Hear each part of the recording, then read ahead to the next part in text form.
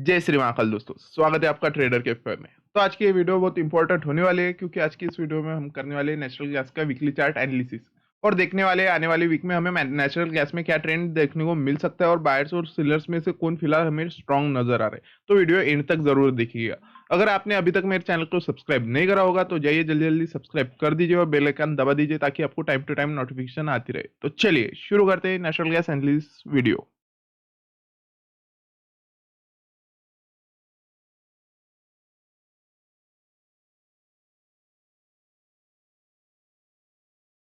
तो अगर आप इस बारी का देखोगे, इस वीक का क्लोज ओपन क्लोज देखोगे तो हमें कहाँ पे देखने को मिला था। इस वीक का ओपन ओपन हमें देखने को मिला था 255 पे। 255 पे ओपन हुआ था। उसके बाद मार्केट ने लो कितना मारा था? लो 240 का मारा था। 240 का लो मारा था और बढ़िया सा हाई मारा था 272 का। उसके बाद हमें क्लोज अभी फिलहाल कहाँ पे देखने को मिला? 254 पे। मतलब जो एक ओपन था उसके नीचे हमें माइनस में क्लोज होता हुआ मार्केट दिखाई दिया इस वीक में। बट अब क्या हम यहाँ पे सेलर को स्ट्रांग मानेंगे? ना, हम यहाँ पे सेलर को स्ट्रांग नहीं मानेंगे। क्यों स्ट्रांग नहीं मानेंगे? क्योंकि आप यहाँ पे अगर देखोगे तो यहाँ पे क्या दिख रहा है हमें? मार्केट एक सपोर्ट एरिया से डाउन साइड से रिजेक्शन लिया है। जो मैंने आपको बताया था प्रीवियस वीडियो में कि ये यहाँ से एक डाउन साइड से ट्रेंड लाइन बन रहा है और उसका मार्केट ने ब्रेकआउट दिया है। अब यहाँ पे हम सेलिंग कब मानेंगे कि मार्केट में डाउन साइड से सेलिंग एकदम से स्ट्रांग आ सकती है? जब मार्केट हमें 225 को डाउन साइड में ब्रेक करता हुआ नजर आ सकता है। मतलब इस रेंज के नीचे अगर हमें क्लोज होता हुआ मार्केट मिल रहा है तो उसके बाद मानेंगे हम सेलर एंटर हो चुके हैं।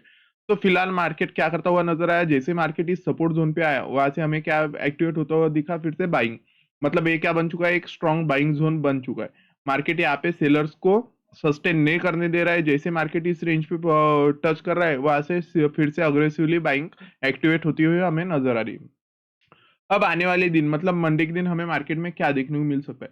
तो मेरा तो ऐसा प्रिडिक्शन है, मतलब मुझे तो ऐसा लग रहा है यहाँ से एक प्रोबेबिलिटी कि मार्केट यहाँ से हमें एक अप साइड में जाता हुआ नजर आ सकता है। उसके क्यों अप साइड में जाता हुआ नजर आ सकता है? क्योंकि अगर मार्केट को डाउन साइड में जाना होता तो मार्केट यहाँ से रिजेक्शन लेता ही नहीं, क्योंकि यहाँ पे एक बढ़िया सा इवनिंग स्टार था। अब इवनिंग स्टार बनने के बाद मार्केट अगर फिर से इस साइड में फिर से स्ट्रॉन्ग रिजेक्शन फेस कर रहा है, इसका मतलब क्या है? ये सपोर्ट जोन जो था, मतलब पहले रेजिस्टेंस था, उसके बाद जहाँ पे मार्केट ने सपोर्ट लिया वहां पे मार्केट प्रॉपरली रिएक्ट कर रहा है। अब रिएक्ट के बाद यहाँ से एक प्रॉपर बाइंग प्रेशर हमें आता हुआ दिखाई दे रहा है।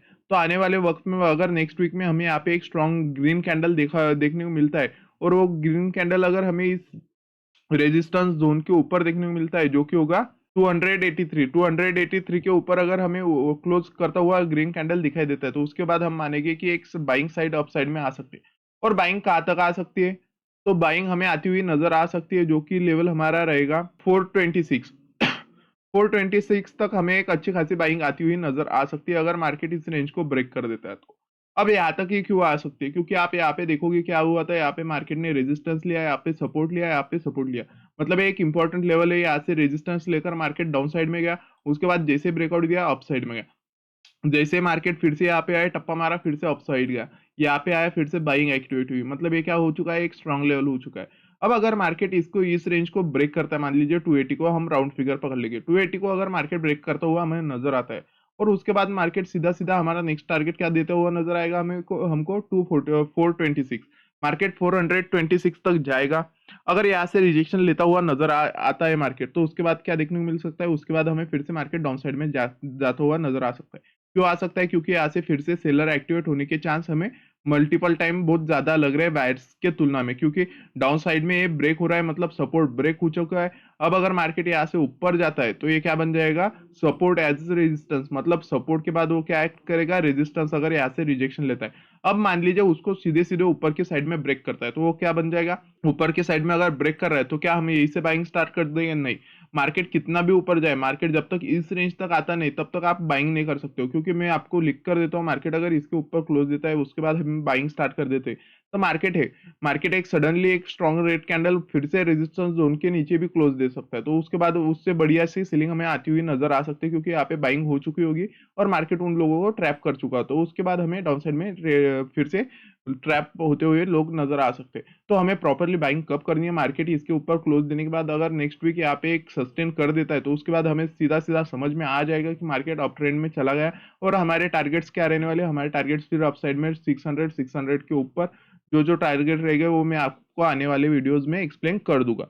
तो फिलहाल मार्केट यहाँ से क्या कर सकता है, तो मंडे का दिन हमारे लिए बहुत, मतलब मंडे से हमारा नेक्स्ट वीक बहुत डिसाइडर रहने वाला है। नेक्स्ट वीक में अगर हमें यहाँ पे स्ट्रॉन्ग एक बुलिश कैंडल फॉर्म होती हुई अगर नजर आती है बाइंग जोन, मतलब यहाँ से हमें बायर्स का इंटरेस्ट बहुत स्ट्रॉन्ग दिखाई देता है, तो उसके बाद हमें बाइंग आती हुई नजर आ सकती है, जो कि होगी 426 तक हमें एक बाइंग रेंज दिखाई दे सकती है मार्केट में। तो ये था वीकली चार्ट का। तो चलिए चलते हैं डेली टाइम फ्रेम पर, वहां पे थोड़ी चीजें हमें और क्लियर नजर आ सकती है। तो आप अगर डेली टाइम फ्रेम पर देखोगे तो डेली पर क्या हुआ है, सेम सीन हुआ है। मार्केट यहाँ पे क्या किया था, यहाँ पे कंसोलिडेट किया, ब्रेकआउट दिया, ब्रेकआउट के बाद रिटेस्ट किया, रिटेस्ट के बाद मार्केट फिर से अपसाइड में गया। अब अपसाइड में जाने के बाद मार्केट फेस के यहाँ पे क्या 300 पे क्या किया, सेलिंग प्रेशर फेस किया, उसके बाद हमें फिर से डाउन साइड में मार्केट आता हुआ नजर आया। और जैसे मार्केट डाउन साइड में कहा तक आया, जो सपोर्ट जोन था, मतलब जो एक रेजिस्टेंस था वो एक्ट सपोर्ट की तरह कर दिया। वहां पे आने के बाद क्या दिखा हमें, यहाँ से फिर से एक स्ट्रॉन्ग बाइंग आती हुई नजर आई और मार्केट ने किस कैंडल स्टिक के फॉर्म में क्लोज कर दिया, जो कि एक hammer candle stick, hammer candle stick की तरह यहाँ पे हमें क्लोज देता हुआ मार्केट नजर आया। अब यहाँ पे हमें क्या दिख रहा है, यहाँ पे हमें सीधा सीधा बायर्स लोग सेलर्स से ज्यादा स्ट्रांग दिखाई दे रहे हैं, क्योंकि मार्केट एक सपोर्ट, मार्केट के पास जो एक सपोर्ट जोन था उसके भी ऊपर मार्केट ने बढ़िया सा हमें क्लोज दिया। अब अगर मंडे का दिन गैप अप होता है और गैप अप के बाद हमें यहाँ पे एक स्ट्रॉन्ग कैंडल मंडे की कंप्लीट होती हुई नजर आती है, जो कि होगी रेंज 267 के अगर ऊपर हमें कैंडल क्लोज देती हुई नजर आती है, तो यहाँ से एक शार्प मूवमेंट अप साइड में आ सकता है। अप साइड में कहाँ तक हम प्लान करने वाले हैं, अप साइड में हम फर्स्ट प्लान करने वाले जो लेवल हमारा रहने वाला है वो होगा हमारा 286। अब 286 ही लेवल हमारे पास क्यों रहेगा, 286 लेवल इसलिए हमारे पास रहेगा क्योंकि आप यहाँ से देखोगे तो मार्केट यहाँ से भी एक रिजेक्शन ले सकता है। क्यों ले सकता है, जिनको पता होगा इस चार्ट पैटर्न का नाम वो मुझे कमेंट करके बताए। तो यही रीजन होगा उसका एक रिजेक्शन लेने का। तो हमारा फर्स्ट टारगेट अप साइड में यही रहने वाला है। उसके बाद अगर मार्केट इसको ब्रेक कर देता है, मान लीजिए इसको ब्रेक करके अच्छी खासी क्लोजिंग हमें ऊपर दिखाता है, तो उसके बाद हम स्ट्रॉन्ग बाइंग कब मानेंगे, यहाँ से हम स्टार्ट करेंगे बाइंग। बट यहाँ पे भी हम यही टारगेट रखने वाले हैं, जो कि होगा 320 के आसपास का ये टारगेट हम फर्स्ट रखेंगे। और उसके बाद जैसे ये ब्रेक होगा उसके बाद हमें अच्छी एकदम पावरफुल बाइंग अप साइड में आती हुई नजर आ सकती है। तो ये था बाइंग का सिंग। अब मान लीजिए मार्केट अगर मंडे का दिन हमें फिर से रेड कैंडल डाउन साइड में लेकर जाता हुआ नजर आता है, तो हम क्या प्लानिंग करने वाले हैं, तो रेड अगर कैंडल हमें इस ट्रेंड लाइन को, इस सपोर्ट जोन को स्ट्रांगली ब्रेक करती हुई डाउन साइड में नजर आती है, तो उसके बाद हमें सेलिंग आती हुई नजर आ सकती है। और हमारे डाउन साइड में टारगेट क्या बनने वाला है, डाउन साइड में हमारा 200 टारगेट बनने वाला है फर्स्ट, और सेकंड टारगेट हमारा बनने वाला है जो कि होगा 160। डाउन साइड में ये दो टारगेट हमें देखने को मिल सकते हैं अगर मार्केट इसके बाद यहाँ पे एक क्लोज देता है। तो बट मंडे का मुझे सीन लग रहा है कि बायर्स लोग ज्यादा अग्रेसिवली बाइंग करने वाले हैं मंडे के दिन। तो मंडे के दिन आप थोड़ा मार्केट को ज्यादा से वॉच करिएगा। जैसे जैसे मार्केट आपके साइड में जाएगा, जैसे जैसे आपके सेटअप में बैठेगा, वैसे वैसे आप बाइंग करते जाओगे।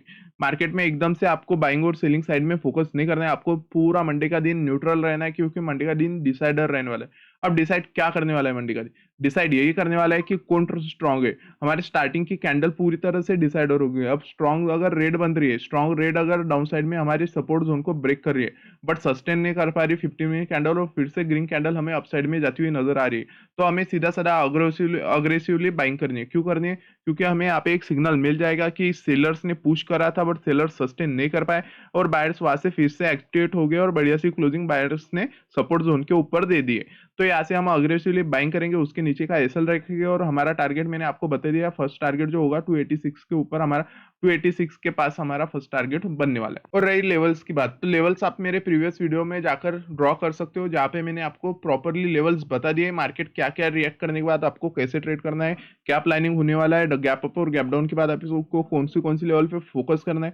तो आप वो वीडियो जाकर जरूर देखिएगा। वो वीडियोस में मैंने बहुत एक्सप्लेन कर दिया, आपके ट्रेड प्लानिंग आपको सब कुछ बता दिया, बस वो ट्रेड प्लान आपको फॉलो करने हैं गैप अप और गैप डाउन में, उसके बाद आपका पैसा बनने से कोई रोक नहीं सकता। तो आज की वीडियो में इतना ही था। अगर आपको आपके भाई की वीडियोस पसंद आ रही होगी तो लाइक करिए, शेयर करिए और सब्सक्राइब करिए। जय श्री महाकाल।